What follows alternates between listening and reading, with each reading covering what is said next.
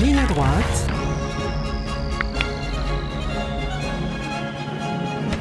Le grand entretien. Et pour mener ce grand entretien, je suis avec Richard Dessèze. Bonjour Richard. Bonjour Liselotte. Et bonjour Pascal Pierrat, merci d'être avec nous ce matin. Vous êtes députée européenne du Rassemblement national depuis 2024, haut fonctionnaire et ancien juge d'instruction. Merci d'être avec nous ce matin. Bonjour Liselotte et bonjour Richard Dessèze, bonjour à tous vos auditeurs.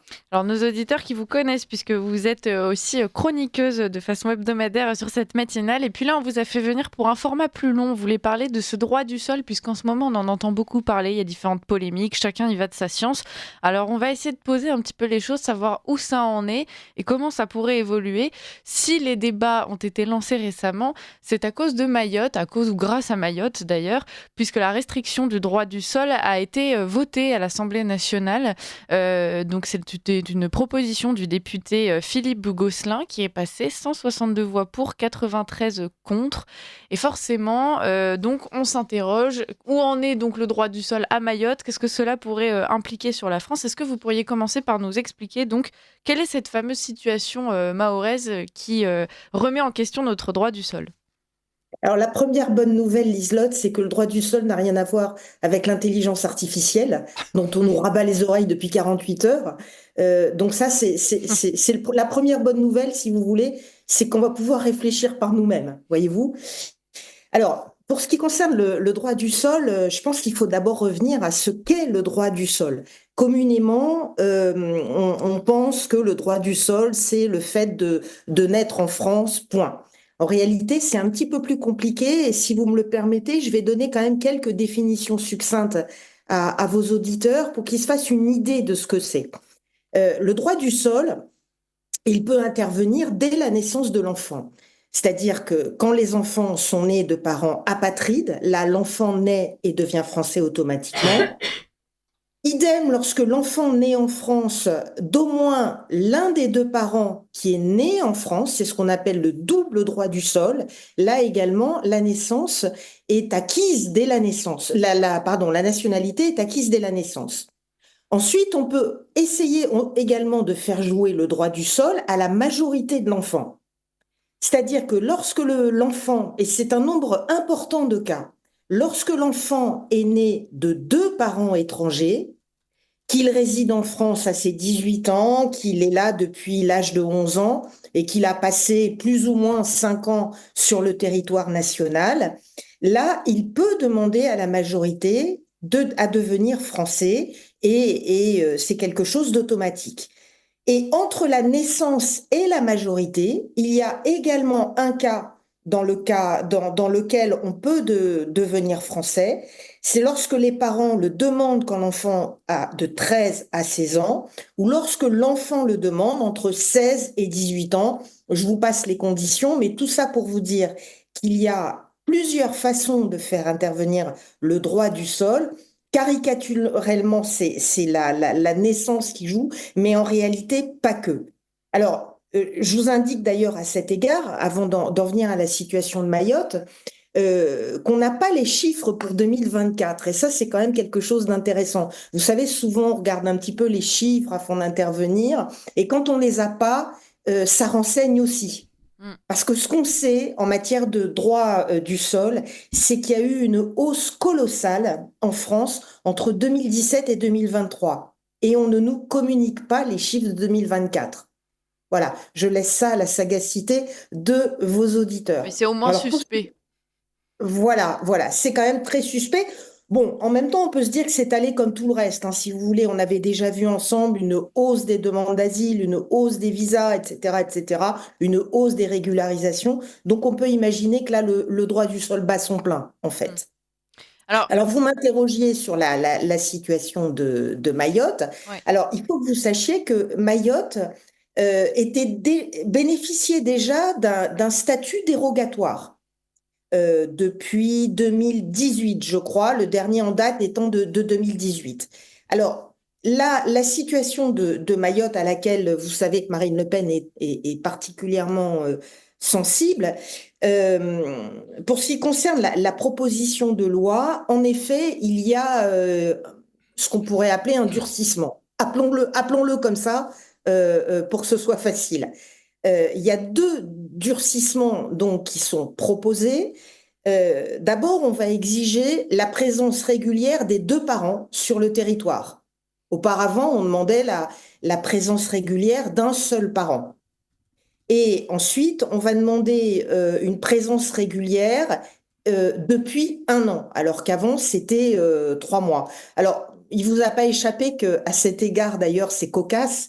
En l'état du texte aujourd'hui, qui n'est pas définitivement adopté, cette présence régulière a été votée à 3 ans et non pas à 1 an, comme le proposaient les Républicains, du fait d'une faute de vote des socialistes. Vous voyez? On est monté à 3 ans. Alors bon, gageons qu'on redescendra à 1 an. Mais en tout cas, voilà quels sont les critères qui vont être un petit peu durcis. Donc maintenant, présence régulière des deux parents au lieu d'un seul, et puis présence depuis 1 an sur le territoire au lieu de 3 mois. C'est-à-dire qu'en fait, sans parler de durcissement réel, parce qu'il y a quand même beaucoup de façons de contourner les choses, on peut dire que le curseur se déplace lentement. Voilà. Ouais. Ce qui n'est pas non plus quelque chose de tout à fait satisfaisant, parce qu'en réalité, il aurait fallu des règles beaucoup plus dures pour mettre fin à la situation. C'est d'ailleurs la même chose en termes de régularisation. Vous savez, on a beaucoup dit que Bruno Retailleau, dans sa circulaire, avait durci et était absolument ferme. D'ailleurs, il a même dit lui-même qu'il assumait cette fermeté, c'est dire. Et puis en réalité, on se rend compte que absolument pas. On déplace un tout petit peu le curseur de façon tout à fait cosmétique. Et évidemment, on ne résout rien. Quand nos députés s'interrogent sur le droit du sol, Pascal Pierrat, est-ce qu'ils ont conscience que la question qui se pose normalement derrière tout ça, c'est de définir qui est ou non français? Et dans ces cas-là, est-ce que vous avez la sensation qu'aujourd'hui, le droit du sol est la réponse attendue pour définir qui est oui ou non français? Alors évidemment, c'est une question qui devrait se poser, puisque la nationalité, si on veut en faire autre chose qu'un bout de Ben papier, oui. c'est à ça qu'on doit s'interroger, non seulement à ce qu'est être français, mais à quoi on accède en termes de collectivité, si vous voulez, en termes en termes d'orientation populaire, en termes d'art de vivre dans un pays, etc., etc. Vous voyez, il y a à la fois une réflexion individuelle et évidemment une réflexion collective qu'il faut avoir. Alors, les opposants hein, à tout changement de la loi, eux parlent de quelque chose d'individuel. Ils estiment injuste pour celui qui pourrait bénéficier de la nationalité, ils estiment injuste pour lui à titre personnel qu'il ne puisse pas en bénéficier. Mais en réalité, ils occultent délibérément la question du collectif. Est-ce qu'on peut faire français et faire ensemble, si je puis dire, à partir d'un certain niveau de population, en quantité, hein, je veux dire. Qu'est-ce qu'il faut faire pour pouvoir être français? Est-ce qu'il faut véritablement parler la langue? Est-ce qu'il faut en connaître l'histoire, etc., etc. Et vous savez qu'à cet égard, d'ailleurs, parce qu'on parle souvent de l'Europe ensemble, à cet égard, vous seriez surprise de voir à quel point il y a des différences entre les pays d'Europe. Hein. Nous sommes celui qui applique le plus le droit du sol. Hein. Mm. Voilà. Si vous allez au Danemark, ça se passe pas du tout comme ça. Hein. Voilà. Donc, on a des espèces de discussions ici qui sont on a l'impression qu'elles sont universelles parce qu'on nous a toujours dit que les principes français étaient universels, mais en réalité non. Mais regardons autour de nous. Mm. Et voyez cette question de faire France ensemble. Voyez, c'est même un slogan qui pourrait être socialiste en fait. Hein. C'est vraiment quelque chose qu'il faut avoir à l'esprit et que la gauche, par exemple, ne veut pas du tout aborder.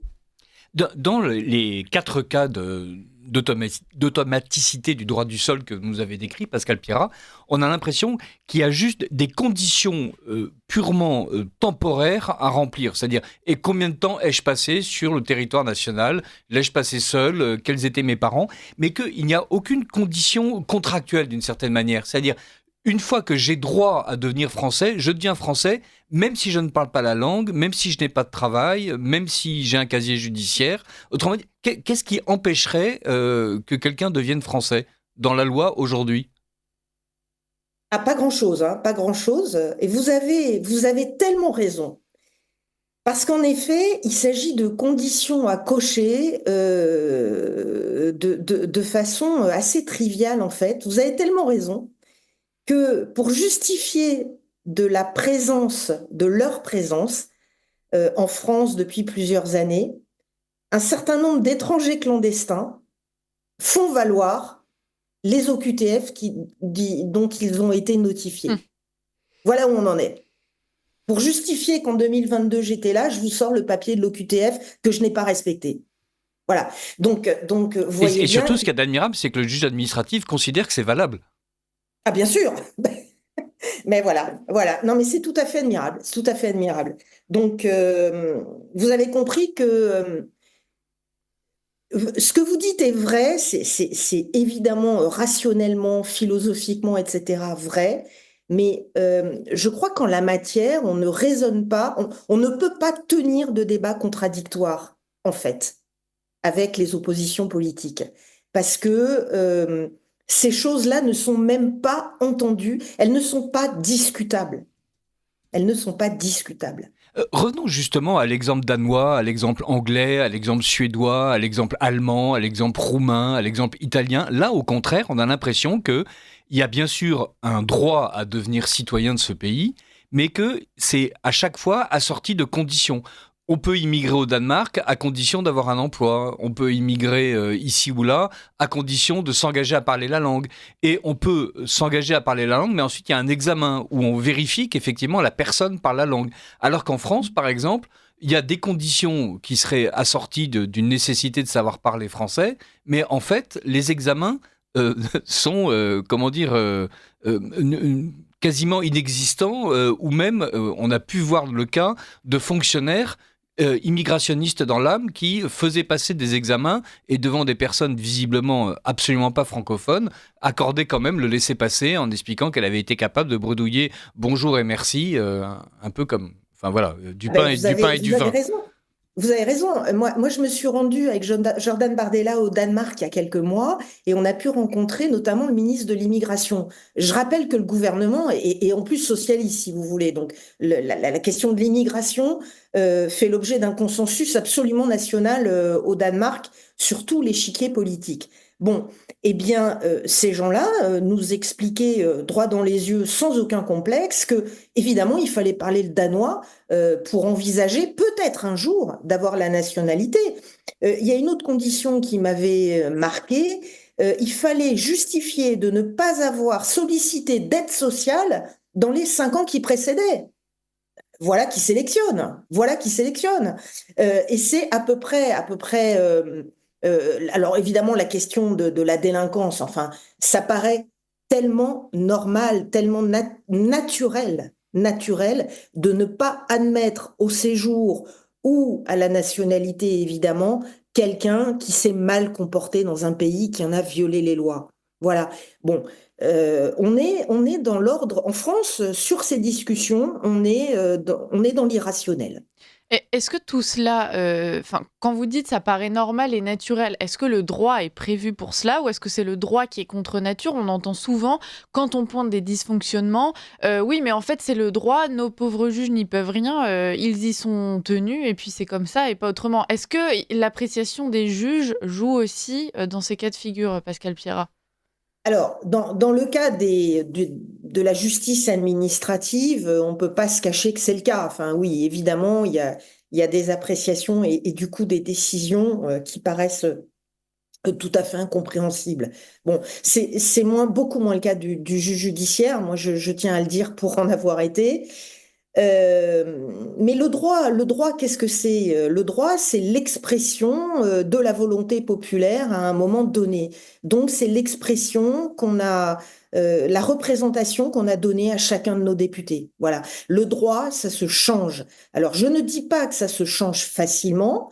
J'en sais quelque chose avec l'Union européenne à laquelle nous sommes confrontés tous les jours. Ça ne se change pas facilement. Mais ça se change. Et quand un citoyen se plaint de tel ou tel sujet, telle ou telle loi, moi je l'encourage à réfléchir à son vote. Voilà. À un moment donné, on ne peut pas non plus être totalement fataliste. Il faut entrer aussi, d'une certaine manière, en choix politique, hein, pour les citoyens. Et s'ils ne veulent plus d'un certain nombre de situations, eh bien, il faut voter pour que les députés changent le droit. Et pour que le vote soit d'autant plus utile, efficace et direct, c'est probablement la raison pour laquelle Marine Le Pen, elle, appelle à un référendum justement sur le droit du sol. Est-ce que vous pourriez Bien nous en dire sûr, plus? bien sûr. Alors, c'est la question interdite. Vous voyez, c'est la question interdite, celle dont tout le monde imagine qu'Emmanuel Macron va enfin la poser. Mm. Il y a peu de chances en réalité qu'il la pose. Je dois dire que la position de Marine Le Pen et du Rassemblement national, vous savez, elle est historique, hein, sur ce point. Euh, il y a évidemment une urgence à agir de façon concrète. Et pour agir de façon concrète, pour avoir la légitimité la plus incontestable, il faut interroger les Français et il faut écouter les résultats. Voilà. Et je crois que les Français, d'ailleurs, euh, seraient rétablis quelque part dans leur exercice politique si on les interrogeait. S'agissant de Mayotte, alors vous savez bien que bon, Marine Le Pen en parle depuis des années et que là aussi, hein, à chaque fois qu'elle parle de Mayotte, elle redit la nécessité d'avoir un référendum d'une manière générale sur les questions d'immigration. Vous savez, ce ne sont pas des questions anodines. Je fais une aparté. Hier, j'intervenais dans l'hémicycle à Strasbourg sur le cas de la Suède. Voilà. La Suède, c'est ce pays scandinave qui a été tellement libéral pendant quelques années et qui le paye si cher aujourd'hui. Aujourd'hui, en Suède, il y a le plus fort taux de tués par arme à feu. L'année dernière, il y a eu 363 fusillades. Il y a 6 jours, il y a eu 10 morts dans une seule fusillade. Bon, pourquoi je vous dis ça? Parce que la Suède, c'est un pays qui a été ouvert à tous les vents, et qui aujourd'hui compte sur son sol, partout sur son sol, plus de 200 gangs d'origine étrangère. Alors, des Syriens, des Kurdes, des Turcs, des Africains subsahariens, etc., etc. Voilà. Eh bien, le Premier ministre suédois a indiqué que maintenant, il fallait regarder les choses en face. Voilà, il faut regarder les choses en face. Et si vous voulez, en Suède, le lien entre une immigration qui a été irresponsable et incontrôlée n'est plus à faire avec la délinquance qui est subie. Voilà. Donc, pourquoi le référendum? Pour en revenir à votre question. Parce que il faut marquer symboliquement le point de départ du changement. Et moi, je ne doute pas que les Français voteront dans ce sens. Et je le dis parce que le Premier ministre suédois s'est donné 10 ans pour résoudre le problème qui envahit son territoire. Et moi, je dis que sans référendum, je me demande où nous en serons dans 10 ans. Est-ce que ce référendum rentre dans le champ de la loi tel que l'admirable Fabius et bientôt le non moins admirable Ferrand vont pouvoir en décider, l'article 11, l'article 89, etc. Est-ce que voilà, le droit du sol fait partie des questions référendaires? Ah ben écoutez, nous estimons que nous devons le faire et que nous pouvons le faire. J'entends qu'il y a évidemment des débats sur le champ du référendum. Bon, voilà, ben nous verrons. Mais si vous voulez, si on passe pas à l'action à un moment donné, on fera jamais rien. Donc moi, je crois que véritablement, c'est le sujet en plus qui se prête aujourd'hui vraiment à une question de référendum. Alors, au-delà même des critères légaux. Évidemment que c'était pas le cas en 58 quand cette constitution a été élaborée, mais je crois qu'aujourd'hui, ça fait véritablement partie des questions qui peuvent être posées sous forme de référendum. Pascal Pirat, vous nous avez rappelé la loi, vous nous avez dit quelles en étaient les limites, vous avez exprimé le souhait avec Marine Le Pen et le Rassemblement national qu'il y ait un référendum. Est-ce que, d'un point de vue concret, quotidien, citoyen, individuel, il y a quelque chose à faire pour un citoyen de base pour lutter contre cette submersion migratoire, pour employer les termes consacrés par François Bayrou? Ce sentiment de submersion Tout à fait, migratoire, ce n'oubliez sentiment. pas. Écoutez, pour un citoyen, c'est-à-dire pour un citoyen français, pour un citoyen, pour Oui, quel c'est ça. type de Par citoyen? exemple, voilà, Nos auditeurs. voilà, est-ce que on a des recours est-ce qu'il y a un moyen comment faire pour paraître moins hospitalier qu'un député socialiste qui n'habite pas là où on a envie d'installer un centre d'accueil de migrants voilà. Vous imaginez bien que répondre à cette question, ce serait déjà mettre le doigt dans l'incitation à la haine raciale, chose que je me garderais bien de faire. Après, moi, je salue l'initiative, par exemple, de Pierre Gentillet. Il y a des choses auxquelles on peut s'opposer par le droit. D'ailleurs, ça va être une question qui va être de plus en plus prégnante dans le débat français, du fait du pacte migratoire. Vous savez que l'une des mesures du pacte migratoire européen, c'est d'imposer à chaque pays européen un quota d'immigrés qu'il devra accepter sous peine de sanctions, en l'espèce 20 000 euros par migrant refusé. Voilà. Donc, on va avoir de véritables canaux qui vont nous amener des immigrés qu'il va falloir installer sur nos territoires si nous n'acceptons pas les amendes.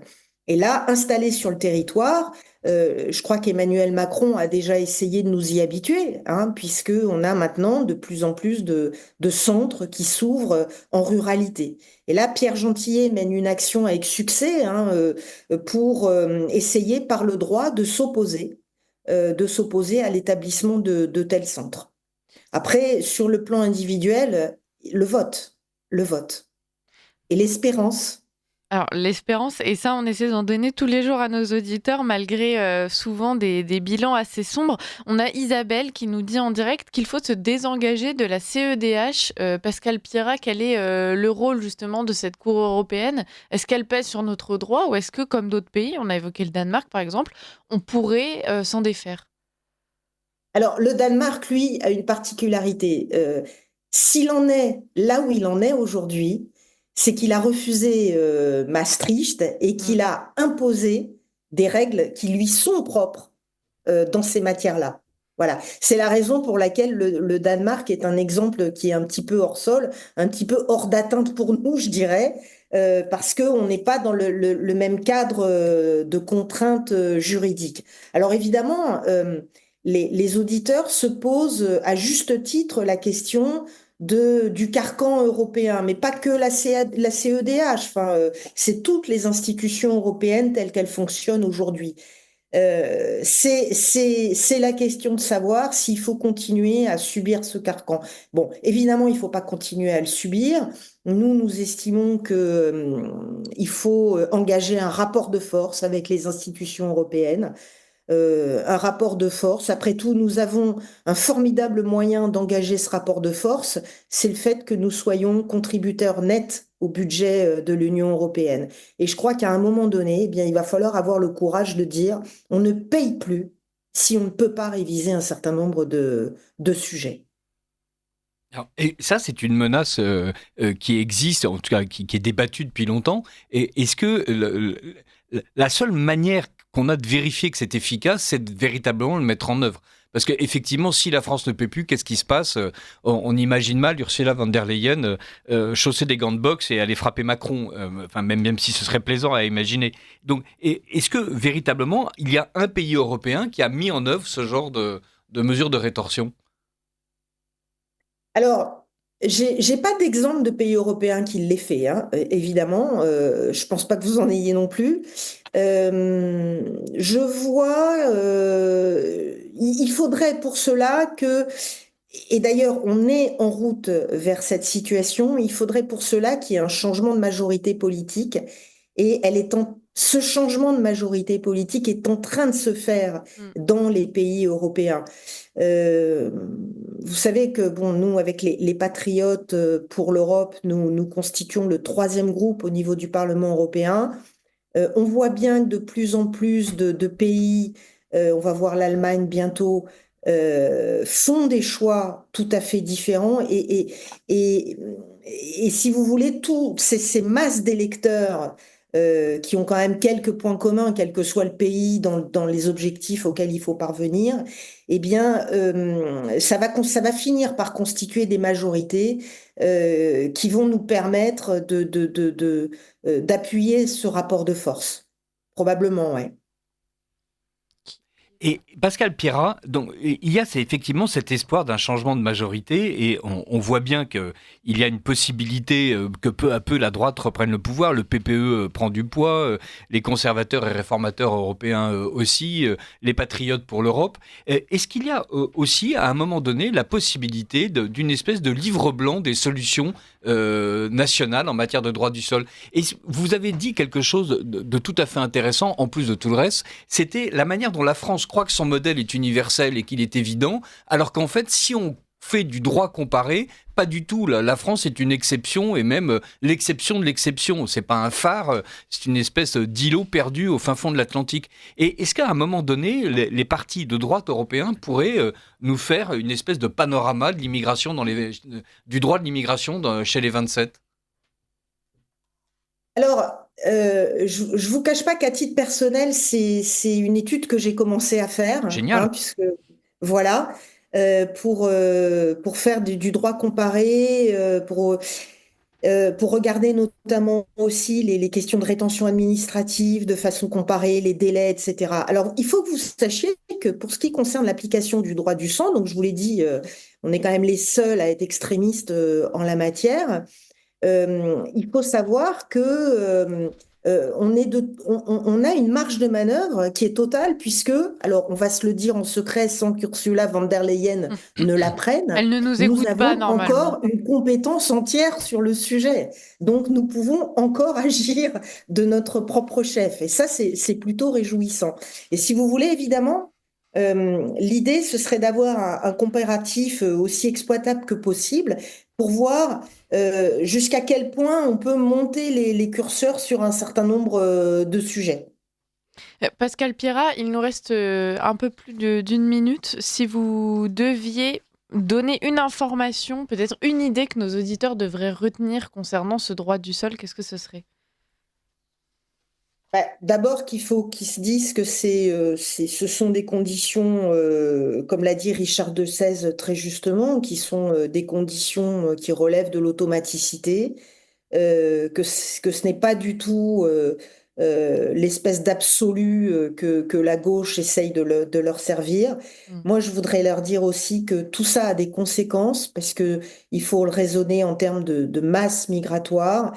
Et je voudrais leur dire aussi que les paroles, c'est évidemment bien beau, mais que maintenant, il faut des actes.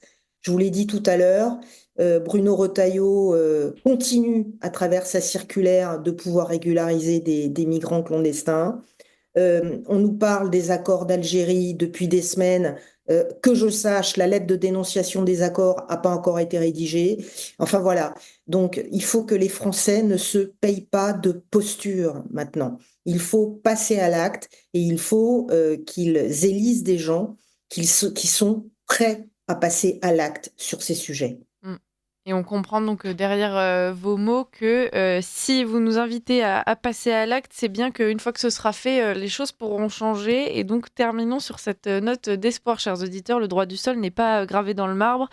Et il pourrait être au moins modifié, si ce n'est complètement annulé. Bon, merci beaucoup Pascal Pierrat. On pourra vous recevoir à nouveau pour parler aussi des alternatives à ce droit du sol. On en a assez peu parlé, mais bon, parlons du droit du sang ou autre. Ce sera l'occasion de vous recevoir à nouveau. Je rappelle que vous êtes députée européenne du Rassemblement national depuis 2024, haut fonctionnaire, ancien juge d'instruction. Merci d'avoir été avec nous et à très bientôt.